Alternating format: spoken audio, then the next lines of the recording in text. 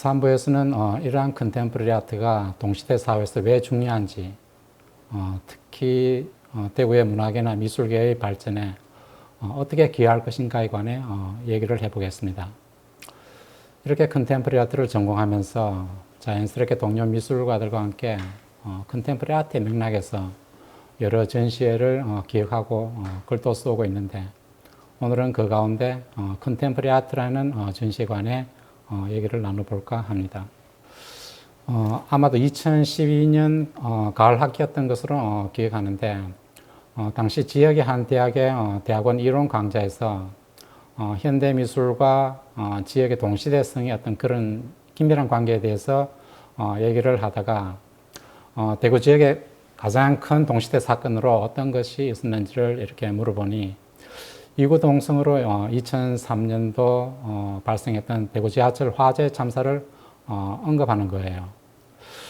그런데 대학원생들은 미술의 이러한 비극적 참사와 어떻게 연관되는지에 대해 굉장히 의아하게 생각을 하고 있었습니다. 회화라는 매체와 참사와 관련된 여러 모습을 재현이나 표현하는 것 이외에 무엇을 할 수 있지?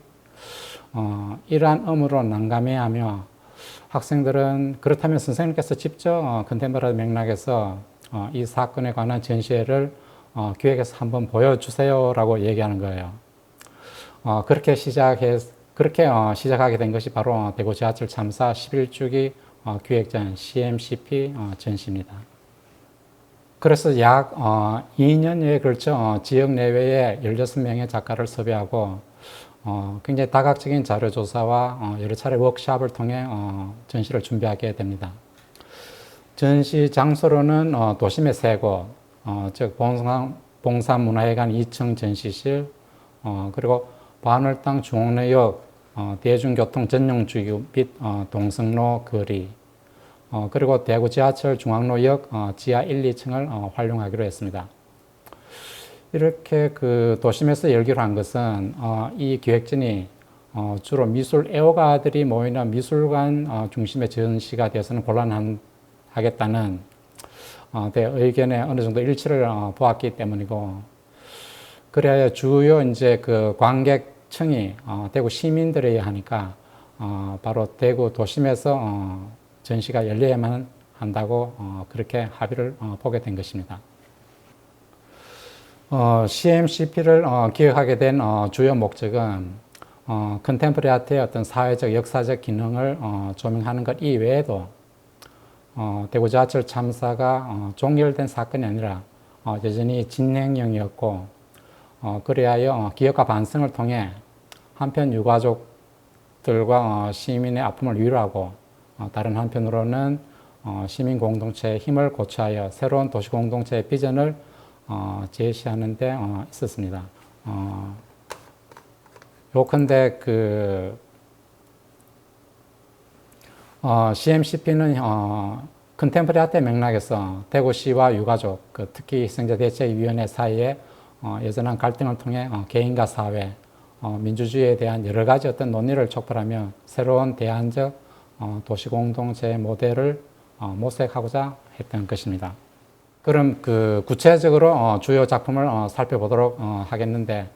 우선 눈길을 끄는 것은 전시 제목으로 사용되기도 한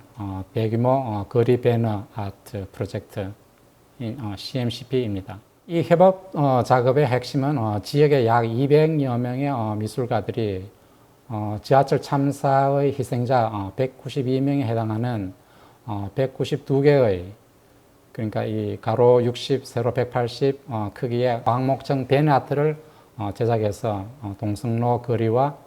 대중교통 전용 지구 같은 지구의 같은 숫자의 어떤 그 가로등 기둥에 설치하는 작업이었습니다. 그 작업의 조건은 직사각형의 배너를 대충 상하 또는 그 좌우로 양분하여 한쪽에는 자신의 작업 그 양식에 따라 참사에 대한 혹은 그 추모와 관련된 이미지를 제작하고, 다른 한쪽에는 참여 작가들이 그 인터넷 서치를 통해서 지난 10년간 온라인에 그 지하철 참사와 관련돼 써놓은 시민들의 그 수많은 댓글 가운데 하나를 선택해서 그것을 그대로 옮겨놓는 방식으로 제작하는 것이었습니다. 아카데믹 아트나 그 모던 아트에 익숙한 그 지역의 참여 작가들은 그 이렇게 밴 아트 협업 작품에 참여함으로써 그 컨템포러리 아트의 그 주요 양식에 해당하는 그 스트리트 아트, 콜라보레이션 아트, 인터넷 아트, 인터랙티브 아트, 공동체 예술, 관계 예술 등을 이제 경험하고 직접 실행함으로써 그 은연중에 컨템포러리 아티스트로서 이제 그 CMCP 기획전에 참여하고 있었던 것이죠. 그 이러한 그 거리 밴 아트 프로젝트의 의의는 10년 전 네티즌들이 온라인에 쓴 그 추모 댓글들과 그 대구 도심의 거리에서 현재 시민들과 만나게 함으로써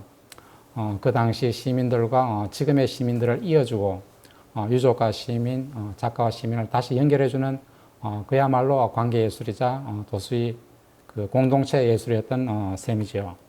그리하여 밴 아트 프로젝트는 그 도심의 공적 공간에 개입하여 그 다양한 시민들을 그 다시 이어주며 지하철 참사에 대한 시민들의 기억과 반성을 촉발함으로써 보다 민주적이고 상생적인 도시 공동체를 모색하고자 했던 것입니다. 두 번째로 그 소개할 작품은 그 박소영 작가와 그 희생자 유족의 한 분인 윤건의 협업적 그 아카이브 프로젝트 아빠 나비집을 지어요입니다. 아빠 나비집을 지어요는 그 윤건 선생에 따르자 희생자의 한 명인 윤지은 씨의 어린 시절의 일기를 묶어 편찬한 책의 제목으로서 그 이 프로젝트는 그 윤건 선생이 지하철 참사 이래로 참사와 관련된 그 모든 자료를 그 온라인 아카이브 형태로 구축하고 있었는데 그 이것의 일부를 그 오프라인 전시 공간에 그 설치한 아카이브 아트 그 프로젝트입니다. 그 이 아카이브 프로젝트는 그 3부로 구성되어 있는데 그 첫째 사진 아카이브로서 윤건 선생이 살고 있는 그 고향의 자연 풍경 사진과 그 딸을 잃은 슬픔을 그 노래한 19절을 병치한 것이고 그 둘째 그 도큐멘트 아카이브는 6개의 주제 그 윤건 선생의 호인 관천풍의 노래, 동행세상, 달구불의 천둥소리, 218 앨범, 역사의 뒤란 보도자료로 그 나눠서 각 2개씩 총 12건의 그 폴더로 구성된 것으로서 참사와 관련된 모든 자료를 망라하고 있습니다. 그리고 이제 세 번째 비디오 아카이브는 시골집에서 일어나는 그 일상적 삶의 모습에 대한 그 섬세하고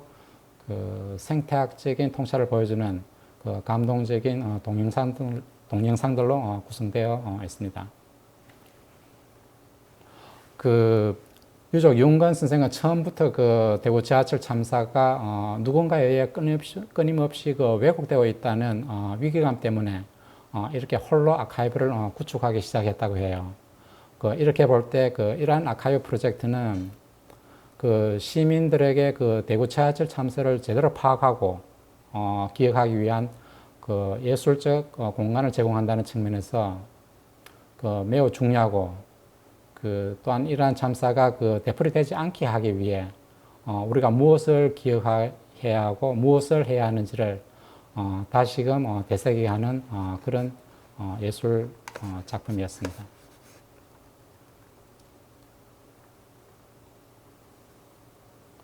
그 역사란 그 사건의 어떤 기록물에 의해 쓰이기 때문에 따라서 이제 역사란 결국 아카이브를 제대로 구축하고 관리하는 자들에 의해 쓰이기 때문에 이 아카이브 프로젝트는 그 매우 중요했던 것이지요. 다음에 소개할 작품은 그 타이완계 미국 작가인 캔디 창의 거리 빌보드 그 프로젝트 사랑하는 사람이 죽기 전에 나는 대구는 보다 나은 도시가 될 거야 만약입니다. 그 캔디 창은 원래 2005년 허리케인 카타리나가 미국 남부 지역 그 특히 루이지애나주를 강타해 수많은 이재민을 내고 그녀의 그 고향이었던 뉴올란즈라는 도시가 폐허가 되고 이웃들이 하나둘 이제 고향을 떠나게 되는 것을 보고 고향 도시를 되살리기 위해 고안한 작품이 바로 그 유명한 Before I Die, I Want to 내가 죽기 전에 나는 무엇을 하기를 원한다라는 그 중에 도시 공동체 프로젝트입니다. 그 CMCP에 그 참여한 그 캔디창의 이 두 작품은 바로 이 작품을 CMCP의 취지에 맞게 텍스트를 적절하게 변용하여 중앙로역앞 그 구 아카데미 극장 앞에 설치하게 된 것들입니다. 그 캔디 창은 그 하리케인 카타리나로 인해 어머니를 잃은 그 슬픔에 잠겨 있던 차에 그 이웃들도 황폐한 고향 마을을 이렇게 떠나는 것을 보고 버려진 마을집 벽면에 그 Before I Die, I Want To라는 미완의 대형 그 빌보드를 설치해 주변 마을 사람들이 그 자신의 내면한 소망을 공적 공간에 그 적게 하고 이를 서로 공유하게 함으로써 그 새로운 공동체 의식을 키우게 하는 그 공적 예술 프로젝트를 실행했던 것입니다. 그 이 프로젝트는 그 미국에서는 그 굉장히 크게 히트를 치게 되고 국제적으로 크게 호응을 받았던 어떻게 보면 21세기 대표적인 그 도시 공동체 예술 프로젝트로서 그 명성을 누리게 됩니다. 캔디 창의 그 CMCP 참여 그 작품인 거리 빌보드 사랑하는 사람이 죽기 전에 나는 땡땡땡과 그 대구는 보다 나은 도시가 될 거야 만약 땡땡땡은 그 대구 지하철 참사의 여파로 자존심을 상처를 그 받은 대구 시민들이 참사에 대한 그 각자의 그 기억과 슬픔을 공적 공간에서 공유하며 어떻게 보다 나은 이웃 공동체와 도시 공동체를 갖고 갈 것인지를 그 사회하고 토론할 수 있는 그런 장을 마련한 예술적 프로젝트입니다. 그 요컨대 그 대구 지하철 참사에서 보듯 우리는 각자 사랑하는 사람이 언제 우리 곁을 떠나게 될지 모르는 시대에 살고 있고, 그렇지만 우리는 또한 보다 나은 그 공동체에 대한 희망을 갖고 살지 않으면 안 되는 그런 측면에서 그 캔디 창의 그 빌보드 프로젝트는 대구 시민들의 호응을 크게 끌어낸 매우 성공적인 공공예술 프로젝트였습니다. 이번에는 그 이승희 작가의 그 무죄라는 그 설치 작품을 그 소개하려 합니다. 그 이승희는 당시 그 20대 중반에 그 대학원생으로서 그 참여하게 되는데, 그녀는 일찍이 그 공식적으로 확인된 그 대구 지하철 참사 희생자 그 192명 가운데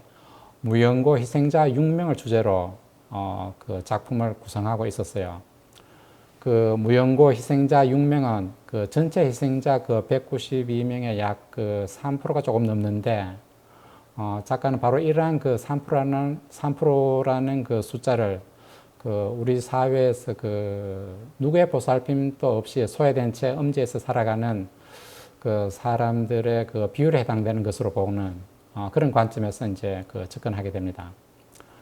그래야 그 이승희 작가는 그 까닭 없이 그 처참한 화형을 겪고 무처했던 6구의 무연고 그 무덤에 독창적인 그 예술적 형식을 부여함으로써 무연고 시신 6구의 그 사회학적 의미를 반추하고자 했던 것입니다. 그 구체적으로 작가는 그 국립수사연구원에서 유전자 그 검색을 통해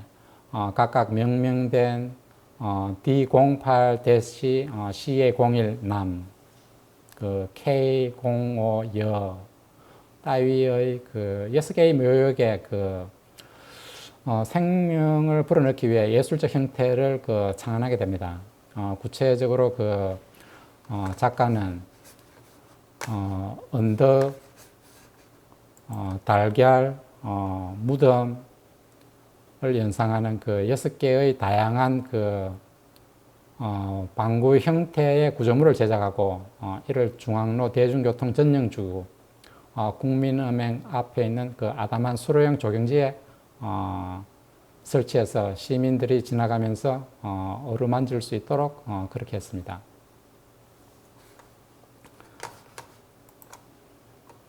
그 작가는 그 부드러운 그 미색 방수천으로 무릎 높이의 다양한 그 크기의 그 방구형 구조물에다가 철근을 넣어 제작하고 그 안에 그 발광체를 넣어서 특히 야간에는 은은하고 따스한 그 빛을 발산하여 주위 행인들의 그 시선을 끌도록 했습니다. 그 작가는 생전에 그 이름을 잃은 뒤 숫자와 알파벳으로만 그 명명된 무명시들이 원래 다양한 개성을 가진 그 어떤 그 존재자였다는 것을 표현하고자 했고, 또한 시민들은 그 손을 내밀어 그 발광체를 이렇게 쓰다듬게 함으로써 그들도 우리처럼 따뜻한 그 가슴을 가진 그 이웃이었다는 것을 느끼도록 했습니다. 작가는 이 설치 작업을 통해 그 6명의 무연고 희생자를 그 위무하는 한편, 그 우리 사회에서 가장 소외된 사람들에 대한 관심을 촉구하고 있었던 그런 작품입니다. 그 밖에 소개할 그 주요 작품으로서는 그 이스라엘 출신의 그 로미 아키튜브 작가의 메모리스 스테인, 즉 이제 기억의 흔적이라는 작품이 있습니다. 그 아키튜브는 그 CMCP 그 기획전의 그 초회를 굉장히 흔쾌히 수락하고는 곧 대구 지하철 참사의 기록과 현장을 둘러본 뒤 그 10주기가 되도록 참사 현장에 기념비 하나 없다는 사실에 그 상당한 충격을 받습니다. 그리고는 그 대구 도심에 위치한 그 봉사문화관 2층에 있는 대형 유리상자, 가로세로 높이가 약 5, 6m에 이르는 그 대형 유리상자를 한시적 그 기념비로 전환하는 프로젝트를 착수하게 됩니다. 그 결과로 완성된 제작품이 바로 기억의 흔적이라는 기념비적인 작품입니다. 그 구체적으로 그 작가는 그 우선 192명의 희생자 모두를 각각의 이름, 생년월일, 그 성별을 개별적 단위로 재구성하고 이러한 텍스트를 4개 패널로 구성된 유리상자의 전면과 측면을 4가지 색, 빨강, 파랑, 주황, 녹색을 활용한 화려한 그 스테인드 글라스 기법을 활용해서 예술적으로 이제 투사합니다. 여기서 이제 스테인드 글라스 무늬는 한국의 그 전통적 그 쌍여다지 문창의 그 격자 문양에서 따오게 되는데, 그것은 열고 닫을 수 있는 그 구조를 상징하고 그 내부와 외부를 연결하는 그 통로인 동시에 나누는 경계를 상징하는 그 이중적인 그 기능을 하게 됩니다. 작가는 여기서 이제 그 각각의 그 유리 패널을 두 짝의 그 쌍여다지 그 문창처럼 세로로 양분을 해서 한쪽은 안쪽에서 다른 한쪽은 바깥쪽에서 읽을 수 있도록 텍스트를 엇갈리게 이렇게 배치합니다. 그래서 이제 관객은 안에서도 바깥에서도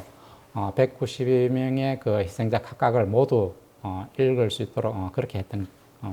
것이죠.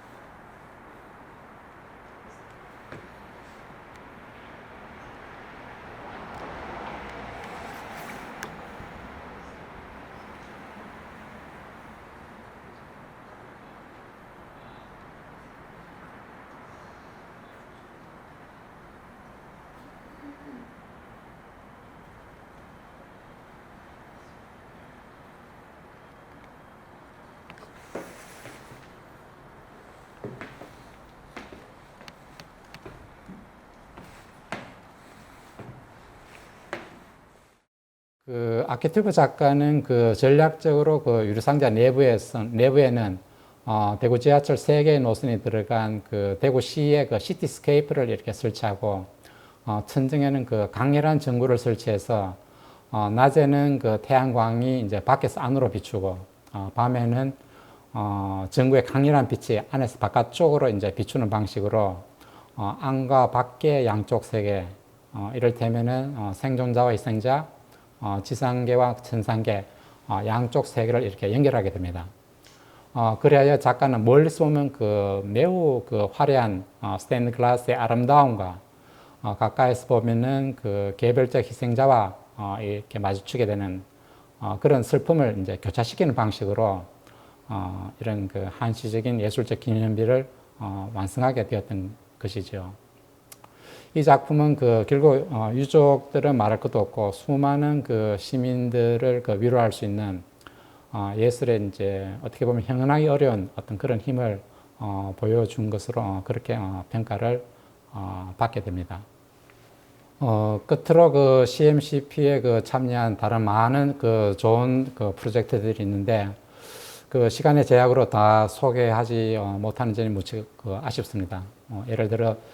초대 작가로 참여한 그 권정호 선생의 어떤 무제, 지금은 작고하신 그 박남희 선생님의 그 서베이 이미지,